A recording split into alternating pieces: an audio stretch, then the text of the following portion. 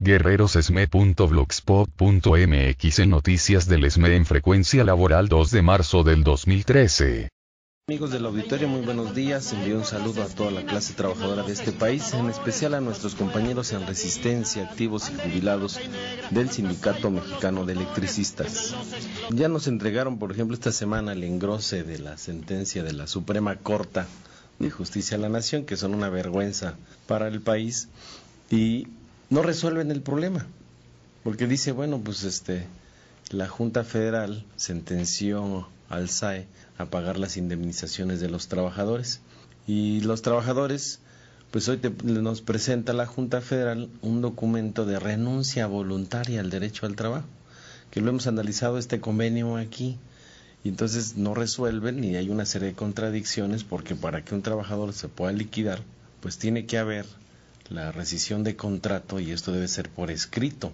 Así es. Y entonces ellos quieren que renunciemos a un derecho que es constitucional, que es el derecho al trabajo, el derecho a la contratación colectiva y el derecho al propio sindicato.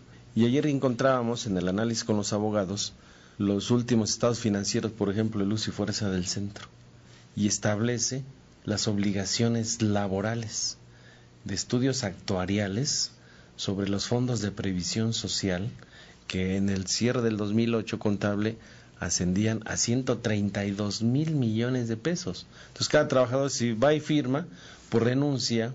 Así es. A esa obligación laboral que tiene el Estado con los trabajadores, ¿no, licenciado? Efectivamente, incluso es una suciedad lo que están haciendo tanto los magistrados de la Suprema Corte, como se les dice ahora, como los de las juntas federales, en ese caso el de las 5 precisamente. Toda vez que incluso ellos saben perfectamente y tienen la obligatoriedad de tutelar los derechos de los trabajadores. Y en el caso de todos los que se indemnizaron, incluso su indemnización no estuvo conforme a lo marca la ley, porque la ley establece que cuando es por terminación de relaciones colectivas de trabajo, en este caso como lo determinan ellos, se tiene que liquidarlo como lo marca el contrato, y no los liquidaron conforme marca el contrato. Incluso está el seguro sindical, están varias prestaciones que no fueron liquidadas, y que la Junta está haciendo omisa en este tipo de situaciones, como lo está haciendo omisa la Suprema Corte de Justicia, en este caso al determinar que las relaciones terminaron. Pero lo importante aquí es que persiste la materia de trabajo, persiste el trabajo en sí mismo, y persiste además una demanda que ustedes, tengo entendido, tienen depositada de carácter individual, y mientras no sucede eso, mal haría un trabajador en ir a firmar su renuncia, mal liquidado, y lo más importante, renunciando a su legítimo derecho de tener trabajo. Martín, una pregunta. Ustedes son dueños de parte de la infraestructura de luz y fuerza del centro, ¿no? ¿Por qué no nos platicas esa parte? Sí, la cláusula 64 del contrato colectivo de trabajo, que es una prestación que se gana con la huelga de 1936, se establece como un derecho de los trabajadores la jubilación y una obligación del patrón. A partir de ahí se crea un fondo para la jubilación, y entonces en la propia estructura de esa cláusula se establece que todos esos dineros que se van acumulando, que cada año se restituyen con aportaciones de los trabajadores y de los jubilados, ese dinero se puede invertir en infraestructura eléctrica. Cuando estaba Luis Telles como secretario de Energía en una comparecencia en el Senado de la República, se le preguntaba sobre el Fondo de Previsión Social de los Trabajadores de Luz y Fuerza, y él decía que el fondo en ese momento ascendía a 90 mil millones de pesos y que todo estaba invertido en infraestructura, porque es la garantía que tienen los trabajadores, y además, como son organismos públicos descentralizados para un área estratégica, el gobierno presta el servicio público de electricidad con esta infraestructura que se constituye con presupuesto del erario público, pero además aportaciones de los propios trabajadores. Y entonces para los trabajadores es el cumplimiento de estas obligaciones laborales, que es una previsión social, donde se hacen estudios actuariales de la antigüedad de cada trabajador, y ese es el rubro que no está considerado. Entonces por eso te dicen, vaya y liquídese. Pero qué mejor garantía para pagar todas estas prestaciones que la infraestructura. Al final se va haciendo un registro contable, cuánto es lo que son pasivos, porque se consideran como pasivos laborales, y al otro lado están los activos para hacerle frente a estos pasivos, y al final salen tablas, porque estos organismos no son para fines de lucro, sino para prestar un servicio público en un área que es estratégica, establecida por la Constitución.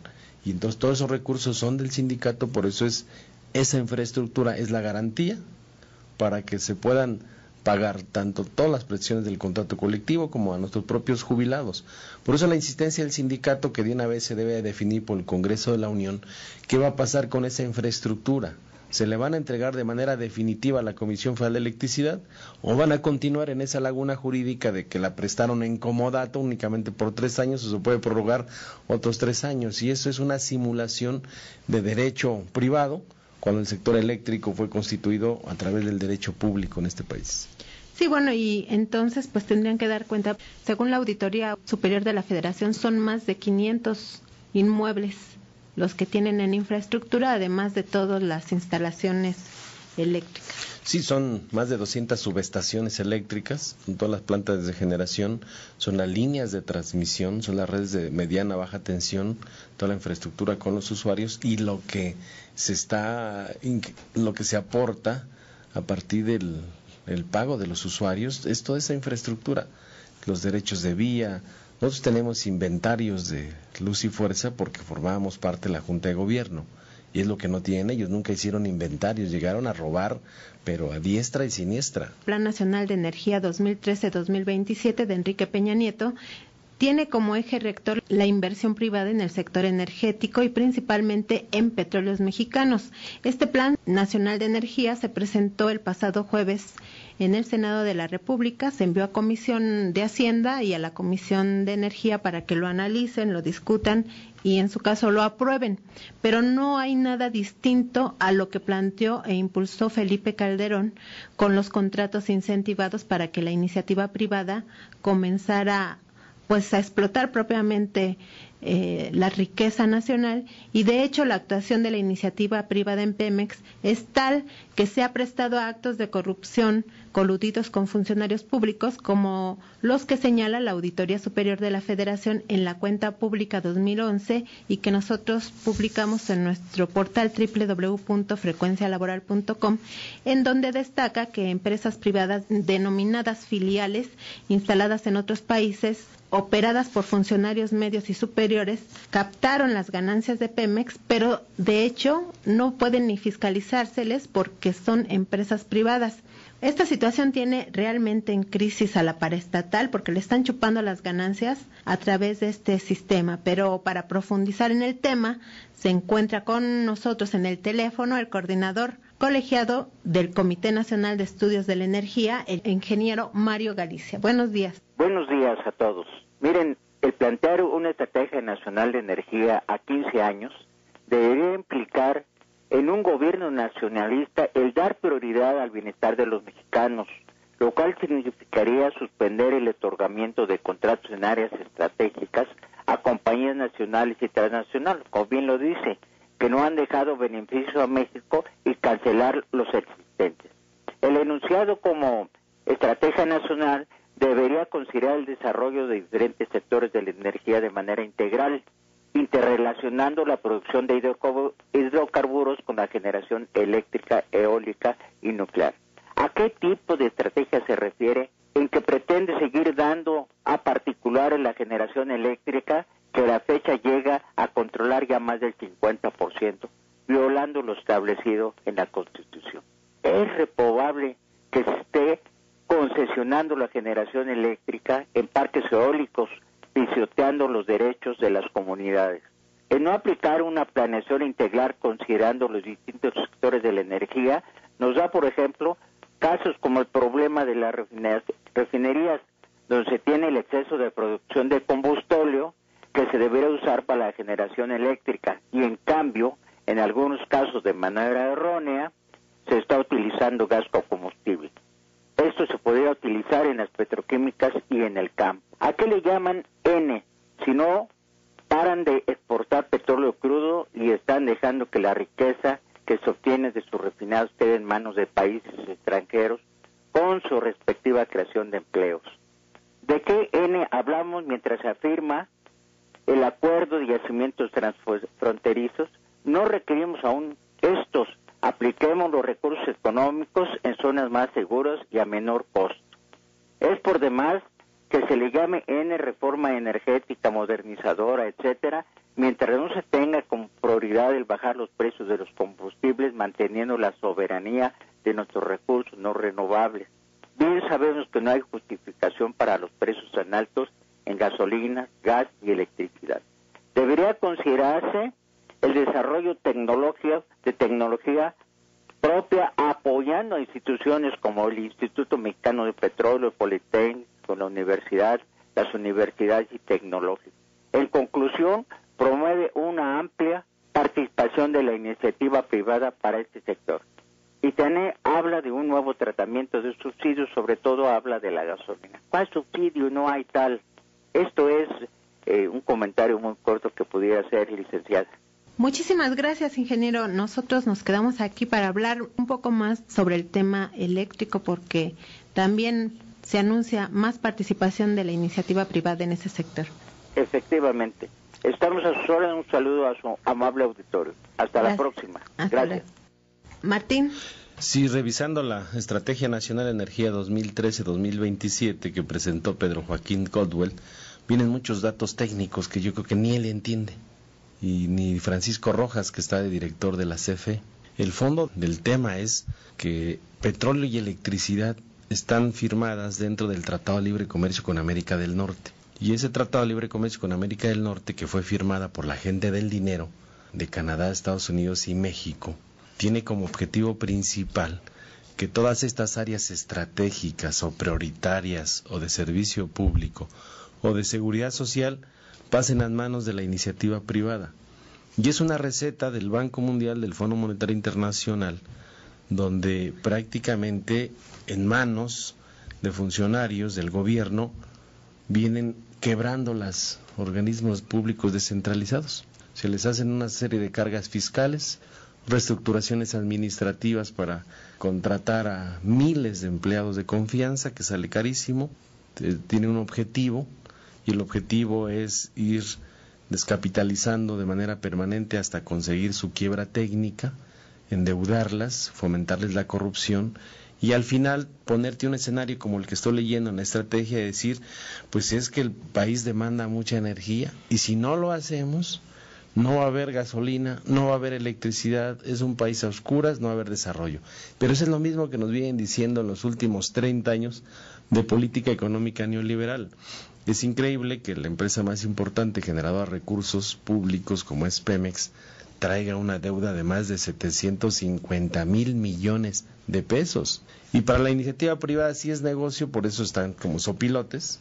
Y con estos funcionarios que están a la merced, recordemos que Pedro Joaquín Caldwell y Francisco Rojas fueron los que estuvieron en Pemex cuando Salinas, y son los primeros que llegaron a desbaratar la petroquímica básica y contrataron una empresa que se llama McKinsey de Estados Unidos a profundizar sobre esa reestructuración. Aquí hay un documento muy claro de ellos mismos que critican a los panistas. Dicen que los panistas fueron unos rateros.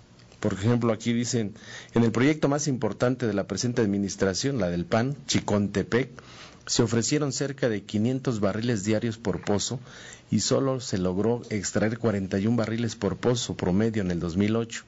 Hoy apenas genera 24 barriles por pozo a pesar de la enorme inversión de más de 100,000 millones de pesos desperdiciados en un proyecto al que artificiosamente se le dio estatus de explotación masiva, siendo que las autoridades regulatorias demostraron que no estaba adecuadamente estudiado las pérdidas. Las pérdidas son muy cuantiosas, dice, ¿quién habrá de pagar este fracaso?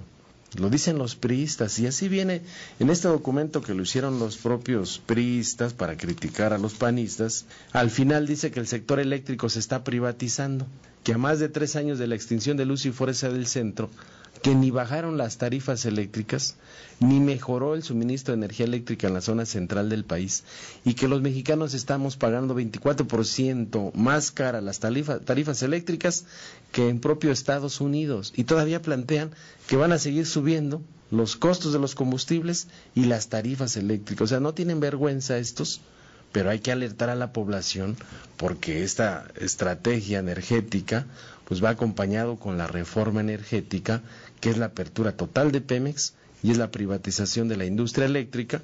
No es casual que la semana pasada publicaron ya un manual de procedimientos en la Secretaría de Energía donde imponen los medidores de prepago, donde la facturación ya va a ser mensual, donde vas a poder activar tu medidor con la tarjetita esta y en cualquier changarro vas a poderla activar. Y además te retiraron ya el subsidio de la luz. Y entonces también le dan facultades a la CFE para refacturarte 10 años para atrás. Y esto es la privatización sin que se legisle y sin que la sociedad salga y diga ya estuvo bien del despojo del patrimonio de todos los mexicanos. Y quiero llamar la atención en el hecho de que la Estrategia Nacional de Energía 2013-2027 de Peña Nieto señala como algo rimbombante que van a continuar importando gas natural por la frontera norte para la producción de luz. Eso significa que las tarifas de luz van a seguir disparadas y en México se compra gas natural, pero somos ricos en gas natural y se compra precisamente para hacer uno de estos actos de corrupción disfrazados, que es comprarle gas a una empresa a través de los españoles, de las empresas del rey Juan Carlos, que es Repsol, pero a $14, cuando ellos lo compran a 14 centavos o a 9 centavos. 56 centavos de dólar el millón de BTU. Lo mandan a Estados Unidos y por allá nos lo meten a $14. Pero el propio extitular de Pemex dijo que en México, Petróleos Mexicanos quema el 98% del gas natural que sale de los pozos y con eso justifican la compra. No hay gas natural en México porque lo queman, pero somos ricos en gas natural. ¿Y para qué lo queman? Para justificar la compra. Esa empresa Repsol, que es de Juan Carlos, rey de los españoles, mata elefantes, gana $15,000 millones por esta transacción, mientras que los mexicanos estamos perdiendo porque nos obligan a pagar tarifas caras cuando somos ricos en gas natural. Y no solo eso, el propio César Augusto Santiago, que ahora es funcionario de la Comisión Federal de Electricidad, denunció el año pasado, cuando se revisó la cuenta pública, que Comisión Federal de Electricidad provocaba inundaciones en varios estados al paralizar las hidroeléctricas que no requieren mayor combustible, porque se mueve por la misma dinámica del agua. Las paraliza, provoca que se paralicen, o sea, eso es intencional, las para decir, es que las hidroeléctricas no funcionan, no se puede generar luz por ahí, pero sí funcionan. Y lo único que provoca son inundaciones y que esa infraestructura que es rica en este país, donde en el sur somos abundantes en agua, la paran para justificar las compras a Repsol y a Unión Fenosa, que son empresas de Juan Carlos. Eso lo denunció el mismo César Augusto Santiago, que era de la Comisión de Luz. Este tema es muy importante señalar que hoy definen cuál va a ser su estrategia de energía y en el diagnóstico que establecieron en la Junta de Gobierno del día 21 de febrero de este año, la CFE dice que en el norte del país hay problemas graves de abasto de combustible, principalmente de gas, para abastecer la demanda creciente de electricidad, y ya traen una estrategia con Sempra Energy, que es una empresa de Estados Unidos, donde están trabajando los ductos, la interconexión energética de México con Estados Unidos, para poder mantener ellos el control. En el propio manual de procedimientos que estableció la Secretaría de Energía para regular todo el suministro de energía eléctrica en el país y fijar las tarifas, dice que hoy las tarifas eléctricas van a tener que observar cómo están las tarifas de Norteamérica para que se puedan fijar aquí, y eso está fuera del marco constitucional. Los únicos que pueden revisar y legislar en materia de energía eléctrica son los diputados y senadores. Tal parece que ya la Cámara de Diputados y Senadores son una oficialidad de partes y todas sus facultades constitucionales hoy se las ceden al propio presidente de la República. Esto es lo que hemos venido denunciando desde siempre, que el golpe al Luz y Fuerza del Centro, al Sindicato Mexicano de Electricistas, el fondo es la privatización de la industria eléctrica, que lo estamos viendo ya de facto, sin que se legisle, sin que se le considere a la sociedad, y sobre todo los grandes negocios que impera dentro de los propios gobiernos con empresas extranjeras. Cristian Román, ¿qué tiene que hacer la esposa del trabajador en caso de fallecimiento del trabajador? ¿De un trabajador? En caso de resistencia. Sí. Tenemos un mecanismo donde cada familiar tiene que acudir al sindicato en la Secretaría de Actas y Acuerdos, si es trabajador activo o es jubilado, se le piden sus documentos, entre ellos pues es el acta de defunción, sus credenciales, hay un programa para la apertura de cartas designatarias, tienen derecho a una indemnización del seguro sindical y todo lo que le hayan dejado de pagar. Esta semana la Suprema Corte de Justicia de la Nación emitió el engrose sobre la revocación del amparo que consiguió el Sindicato Mexicano de Electricistas en este tribunal colegiado de circuito en materia laboral. Por tanto, están iniciando ya los abogados la preparación de la queja que vamos a ir a entregar a Washington, a la Comisión Interamericana de Derechos Humanos. No puede quedarse este tema así porque ya ningún trabajador entonces tendrá derecho a la protección de la justicia federal ante actos de la autoridad, y la ley de amparo pues la estarían sepultando. Entonces vamos a programar para que a principios del mes de abril salga esta caravana hasta Washington y de Washington a Nueva York a la Organización de Naciones Unidas, y por lo pronto se están organizando también caravanas para que recorran varios estados del país. Vamos a llevar todos estos documentos a los congresos locales, al mismo Congreso Federal. Vamos a llevarlo a las facultades de Derecho de universidades públicas y privadas, colegios de abogados, a todos los que se interesen, incluso los sindicatos, para que se observe cuáles fueron los razonamientos de estos ministros que son malos abogados y pésimos funcionarios. Y bueno, invitarlos a todos a participar en esta gran jornada de defensa del patrimonio de los mexicanos, que concluye con una movilización el día 18 de marzo, que es fecha importante de los mexicanos, que es la expropiación petrolera, y la movilización va a ser a las 5 de la tarde del Ángel de la Independencia al Zócalo. Invitamos que todos los ciudadanos pues salgamos a defender lo único que tenemos, que es el petróleo, la electricidad, la educación, la salud, la agricultura y sobre todo los derechos laborales de los mexicanos.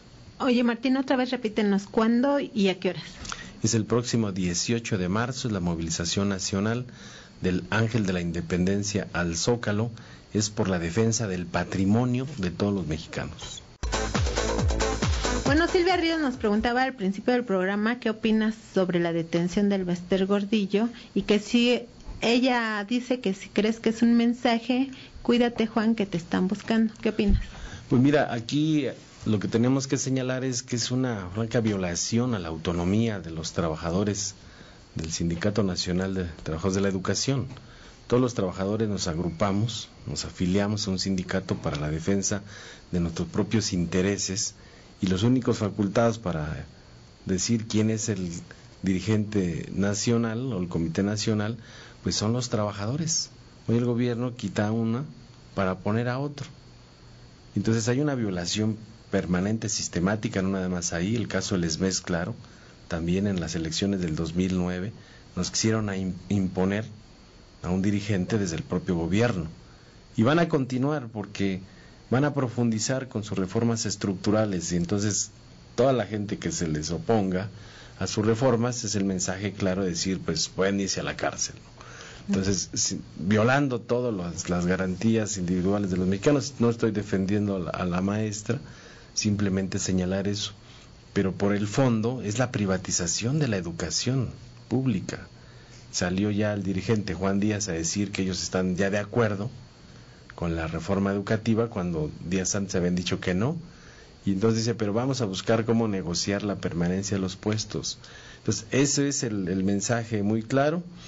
Vienen por la electricidad, a veces van a hacer lo mismo con el líder de los petroleros o el SUTER, Víctor Fuentes del Villar, que se eligió sin que los propios trabajadores votaran, fue nada más en un acuerdo entre los amigos, y rápido les dieron su toma de nota, ¿no? Igual la maestra llegó a su cargo por el mismo mecanismo. Quitaron a Jongitud. Aquí estuvo el hijo de Jongitud denunciando que habían secuestrado a su papá para hacerlo firmar la renuncia y que no lo dejaron libre hasta que renunció. guerrerosesme.blogspot.mx